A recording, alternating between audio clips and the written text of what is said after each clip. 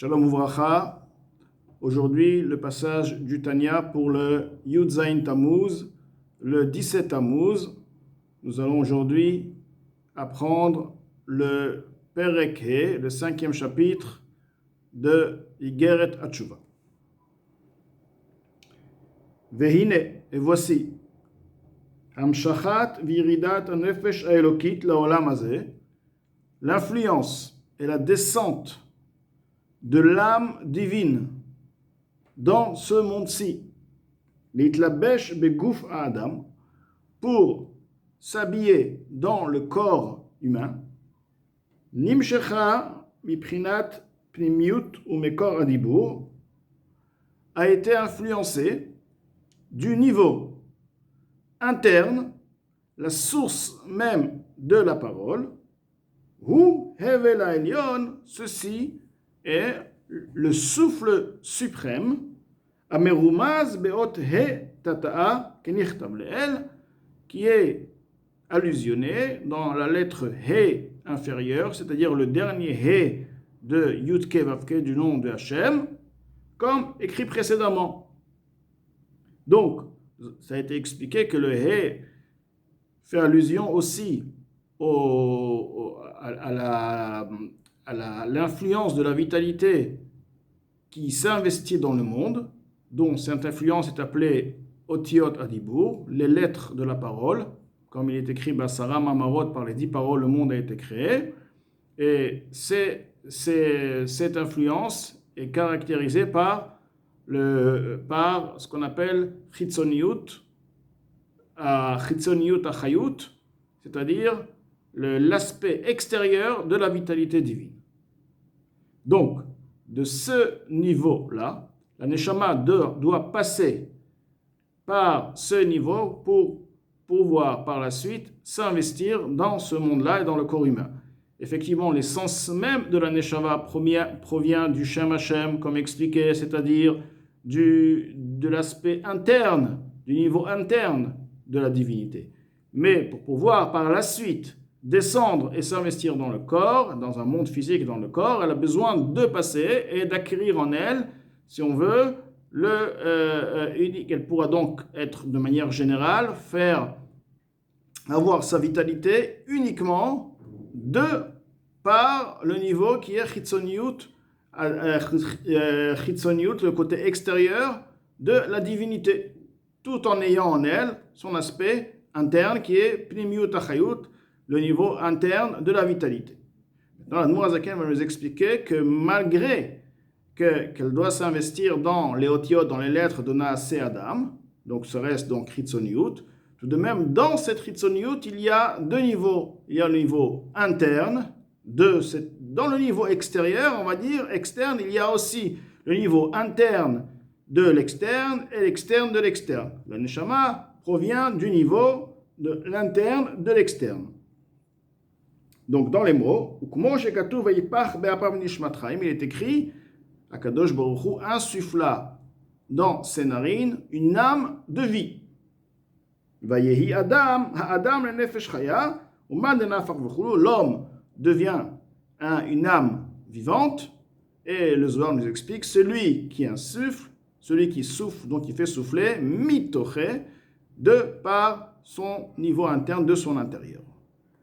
Donc, on voit bien que la Neshama est quand même reliée bien sûr au Otiot Adibur, les paroles divines qui sont eux l'origine de la création des mondes, ce qui nous montre que la Neshama a en elle le côté externe de la Chayut. Et c'est ce que nous trouvons dans le verset. Il est dit, car une parcelle de Hachem, son peuple, Yaakov Chevel Nachalato. Yaakov, lui, est la corde de son héritage. Donc on parle Amo et Yaakov. On parle Hachem et Chevel. Donc on parle quelque part de deux dargot, deux niveaux. Il y a qui Chelek Hachem Amo, parcelle de Hachem. Donc on parle ici de la Neshama comme elle est dans son origine. Elle provient, sa vitalité, son existence provient par le niveau interne de Elokut, Par la suite, il y a Yaakov, Cheven Achalato. Là, il s'agit du niveau comme il s'habille dans les mondes, dans ce monde-là, qui s'appelle donc Cheven Achalato. Elle s'appelle par Chevel, par une corde. Donc, on parle maintenant d'un autre niveau, et ce niveau qui a été donc expliqué auparavant, celui qui s'appelle Chitzoniut, qui existe de par sa vitalité, provient de par le Otiot Adibur, les lettres de la parole de la création du monde. Pirouche. Maintenant, Admorazaka va nous expliquer pourquoi le verset nous dit Chevel, une corde. Explication. Comment Chevel Aderech Mashal? De la même manière qu'une corde, par exemple, une corde à deux extrémités. Maintenant, la corde a une extrémité qui est attachée en haut et une extrémité qui est attachée en bas. C'est-à-dire, l'extrémité qui est attachée en haut, c'est la neshama. Il s'agit donc de la neshama qui reçoit sa vitalité des niveaux supérieurs, donc du côté pnimiut, achayut. Il y a aussi un neshama qui reçoit, celle qui s'habille dans le corps, qui reçoit sa vitalité du bas de Otiot Adibur. Qui hine pshat akatuv, car le sens simple du verset, ma shekatuv vayipach, ce qui est écrit et il insuffla. Ou les orot lanu, c'est pour nous enseigner. Comment shal derech mashal, de même que par exemple, chez Adam nofeach lezemakom, une personne qui va souffler. Il va faire du souffle de par sa bouche sur un endroit précis. Im yesh eze davar chotzetz. Si il se trouve un élément qui sépare ou mafsik benataim, donc qui arrête et qui sépare entre le souffle et l'objet, l'élément qui veut souffler dessus, en hevel anofeach ole magia klal leoto makom. Le souffle, la laine de celui qui va souffler ne va pas atteindre cet objet, car il y a une séparation. Cette séparation fait obstacle et arrête le souffle de pouvoir atteindre l'objectif. Kacha mamash, c'est ainsi réellement. Im yesh davar chotzetz. Si il se trouve un sujet, un élément qui sépare, ou mafsik et qui arrête ben gouf adam le prinat hevel aelion, entre le corps de l'homme et le hevel aelion, c'est-à-dire le souffle suprême, car le souffle suprême, c'est justement la vie, la source de vie qui s'investit dans la neshama qui se trouve dans le corps. Maintenant, s'il y a un obstacle, forcément que le souffle, l'alimentation de la neshama qui est dans le corps, la neshama ne pourra pas percevoir son alimentation. Ah, mais véritablement, aucun sujet matériel ou spirituel, on ne peut pas, comment on peut apparemment dire qu'un sujet va arrêter et empêcher l'influence divine. Pourtant c'est divin, c'est Akadosh Baruch Hu. Rien ne peut empêcher Akadosh Baruch Hu. On ne peut pas le faire ressembler à un souffle matériel qui est l'eau. Donc rien, rien ne peut séparer de devant Akadosh Baruch Hu. Béni, qui est Hashamayim et Haaretz animalé, car j'emplis le ciel et la terre. Akadosh Baruch Hu se trouve de partout. L'existence du ciel, de la terre, de tout le monde, tout est Akadosh Baruch Hu. Comme il est dit, la terre entière est emplie de par son honneur, de par sa présence. Aucun espace est libre et vide, si on veut, vide de Akadosh Baruch Hu. Aussi bien dans les cieux, par-dessus, sur terre, en dessous. En od, comme est expliqué dans Shalichut Vaimuna, en od, il n'y a rien od, c'est-à-dire qu'il n'y a aucune existence. Aucune existence ne peut, aucune identité à part Akadosh Baruch Hu est présente, car tout ce qui est créé est quelque part une lumière même, c'est à l'exemple du rayon du soleil dans le soleil. Il n'y a rien à part Akadosh Baruch Hu. Akadosh Baruch Hu emplit les mondes, etc., c'est-à-dire il contourne les mondes. Et là, donc la question, comment peut-on dire qu'un sujet peut arrêter l'alimentation divine. Alors, comme il est écrit dans Yeshaya, vos fautes forment une séparation entre Akadosh Baruch Hu et entre vous et Akadosh Baruch Hu, votre Tout-Puissant. Ve'atam, la raison, comment donc ceci peut former une séparation. Les fichem neged ratzon ha'elyon, car ils sont à l'opposé, ils opposent la volonté divine. Baruch Hu amechaye et akol, qui fait tout vivre, comme il est écrit, Kol asher chafetz Hashem asa b'shamayim u'va'aretz. Dieu réalisa tout ce qu'il désire dans le ciel et dans la terre. Comme il est écrit précédent, plus haut, Shu mekor ashpaat Shem Havaya, que Havaya, donc que la volonté d'Akadosh Baruch Hu, le Ratzon, c'est le koutz du Yud, c'est le point qui est par-dessus le Yud, c'est la tige qui est par-dessus le Yud, qui fait allusion au Ratzon, à la volonté. La volonté même est bien plus élevée que la Chokhmah. Elle-même nourrit, elle fait exister la Chokhmah. Ceci est allusionné dans le koutz du Yud. Le Yud, c'est la Chokhmah. Le Ratzon, c'est le koutz du Yud. Donc le koutz du Yud est celui qui fait exister même la Chokhmah. La Chokhmah est à l'origine des mondes. Donc, comment Admor Azaken nous répond à la question? Comment peut-on dire qu'un sujet, quoi qu'il en soit, puisse arrêter l'alimentation? Non, effectivement. Du point de vue mitzad, Akadosh Baruch Hu, de par Akadosh Baruch Hu se trouve de partout. Rien, Akadosh Baruch Hu est présent de partout. Tout de même, si on va regarder maintenant du côté la volonté d'Akadosh Baruch Hu, le ratzon d'Akadosh Baruch Hu, le ratzon d'Akadosh Baruch Hu, cette révélation d'Akadosh Baruch Hu, sa présence est là, mais sa révélation comme une volonté est une révélation. La révélation, la personne n'avait pas de volonté, ne voulait pas se lever le matin.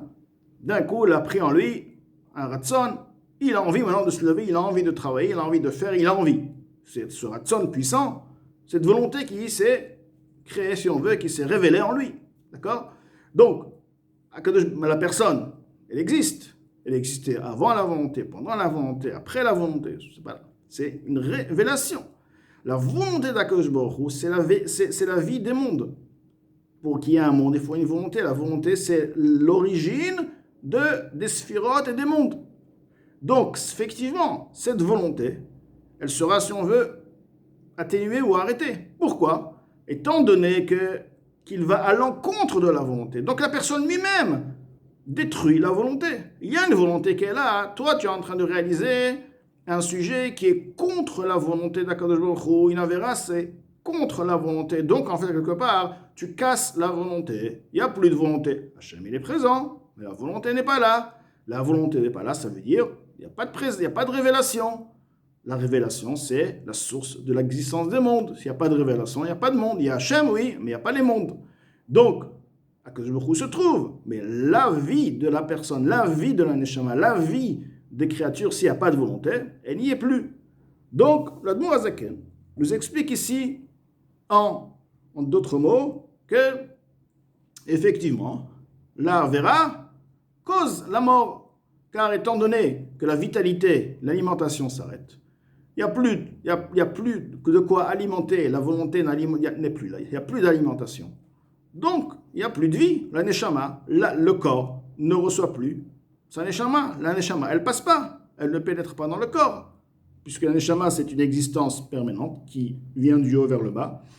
La neshama n'est plus là. La neshama n'est plus là, le corps, il meurt. Donc, c'est pourquoi, c'est justement le sujet du retranchement, karet. Chez l'Ichrat, venifsak, pourquoi on dit karet, retranché? On va dire, il est mort, il est puni. Retranché, que veut dire retranché? Ben oui, retranché, c'est la corde, puisqu'on parle d'une corde, l'alimentation. La corde, c'est coupé, ça passe plus, il n'y a plus de tuyau. Car la corde qui influence ce tuyau, qui influence cette vitalité, la neshama qui est là, présente dans le corps par son influence de son niveau supérieur, ne passe plus. D'où elle passe son origine. Mais Shem Havaya, on a dit qu'elle passe du nom du Havaya. Baruchu, Sheim Shecha Mehet Ata Kenyechtav Leel, car elle provient du He inférieur. nous avons expliqué que le He inférieur fait représenter un Malchut, qui fait représenter aussi aux lettres de la création du monde. Les lettres de la création du monde sont en effet la vitalité divine pour créer les mondes. La vitalité divine extérieure, qui s'appelle, on la caractérise par le mot extérieur. Maintenant, la Neshama, pour descendre dans le corps, elle reçoit sa vitalité, elle passe par ce niveau-là. À partir de maintenant, sa vitalité divine provient de ce niveau, du He. Maintenant, puisqu'il y a la corde coupée, il n'y a plus de ce He. Non, le He, la vitalité reste en haut, parfait, mais il ne peut pas passer et être transmis dans le corps. Comme écrit précédemment, il est écrit ainsi dans Parashat Emor, cette âme sera retranchée de devant moi. C'est-à-dire, je suis là, le He, Tata, le dernier He du Shem Hashem, les lettres de la parole sont là, mais cette Neshama sera retranchée de moi. C'est-à-dire qu'elle ne pourra plus être alimentée par moi. Milefanai daika, il est bien écrit, Milefanai, il n'est pas écrit seulement V'nichreta hanefeshai, mais V'nichreta hanefeshai, d'où elle va être retranchée? Milefanai, de l'Efanai. C'est quoi l'Efanai? De mon niveau interne, car dans les lettres de la parole, nous avons aussi expliqué, nous avons le côté externe et le côté interne. La Neshama provient du niveau interne de Otiot Adibur. Donc de ce niveau-là, ce Nefesh, car le Nefesh provient, son alimentation, son énergie, sa vie provient de Milefanai, elle sera retranchée, il n'y a plus de vie qui passera. Alors on me dit, alors les autres fautes sont aussi contre la volonté de Hachem, puisque Hachem a interdit de faire telle chose, il devrait aussi causer, parce qu'il n'y a plus d'alimentation. Alors on t'explique, dans les autres fautes qui ne sont pas appelées karet, qui n'ont pas le retranchement, pourquoi? Ils retranchent parce qu'effectivement, la raison est la même. Tu vas contre la volonté, tu as cassé la volonté, il n'y a plus de volonté. Mais là, si tu veux, ça va à l'encontre de la volonté, mais la Avera n'est pas aussi puissante autant de briser totalement le Ratson, si on veut le décrire de telle manière. Donc le Ratson, il est là, c'est quand on va dire, quelqu'un qui nous a déçus, on voulait lui donner quelque chose, a déçu, bon, alors s'il nous a vraiment, vraiment déçus, là on dit je ne donne plus rien, ça y est. Maintenant si, il nous a un peu déçus, tout de même nous avons l'envie de lui donner, maintenant c'est vrai on est un peu froissé, un peu déçu, mais bon, on lui donnera quand même la chose, pas de la même manière, peut-être pas la même chose, mais on lui donnera, le Ratson reste quelque part encore présent. Mais alors si cette personne va continuer à nous décevoir, même par des petites déceptions, à la fin, ça va briser complètement le Ratson. C'est ce que la Noazakem nous a expliqué. Ou Pgam milachon Pgimat Asakin. Pgam, lorsqu'on dit un manque vient du mot Pgimat Asakin. Le sakin, le couteau, que dans la Shrita, on sait très bien que le couteau doit être lisse, net, tranchant sans aucun manque, sans aucune rayure au sein même de la lame. Donc, s'il y a un petit manque, donc ceci est appelé un pgam, un manque. Vehu al derech mashal, Nourazaken va nous ajouter un exemple. Mechevel av, alors une corde épaisse, bien épaisse. Shazur mitariag valim dakim.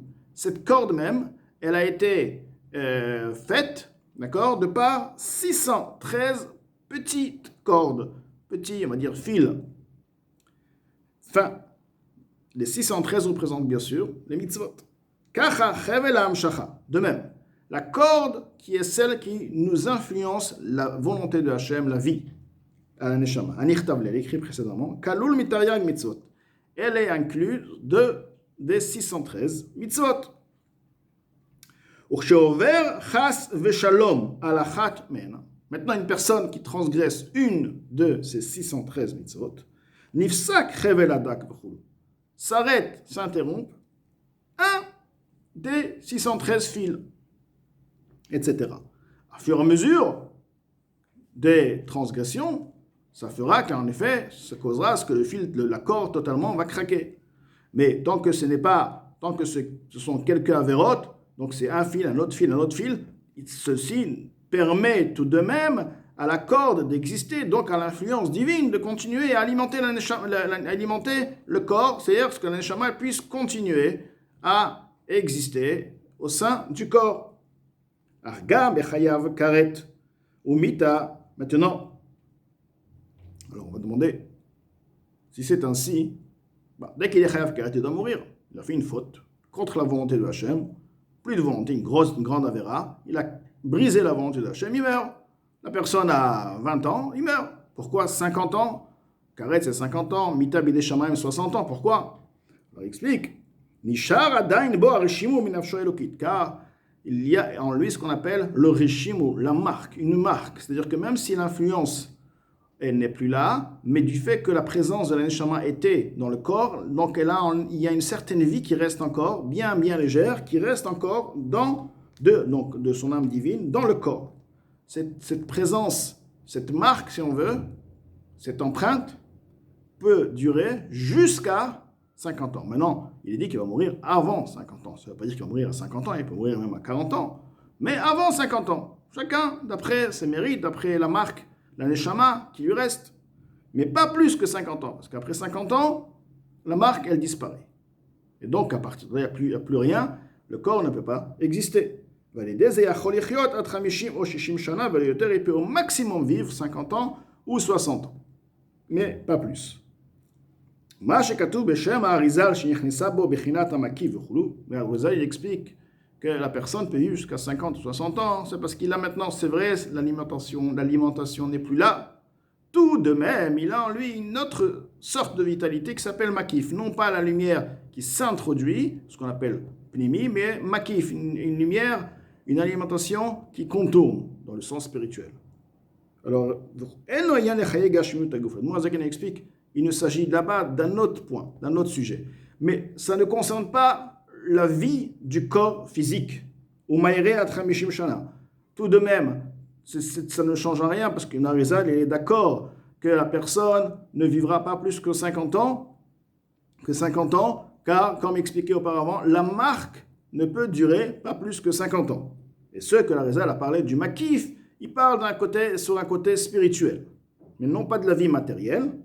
Ou bisman azé que del kaman. Ou alors, tu peux expliquer aussi les paroles du Arizal, que l'Arizal lui-même aussi parlait peut-être de cette situation, de la situation comme elle se trouve aujourd'hui pendant la galoute. Car pendant la galoute, ceci va être expliqué dans le Perek Vav, la neshama passe par des niveaux qui ne sont pas de la Kedusha. À partir de là, il n'y a plus vraiment beaucoup de différence. Mais ceci va expliquer comment c'est possible que les gens qui sont chayav karet et mita, etc., peuvent vivent plus que 50, 60 ans, etc., et le vivent dans une situation de bien-être et dans toutes les bonnes conditions, ce qui ici va expliquer dans le Perek Vav. En résumé, le Perek nous a expliqué que la corde est celle qui alimente spirituellement la neshama.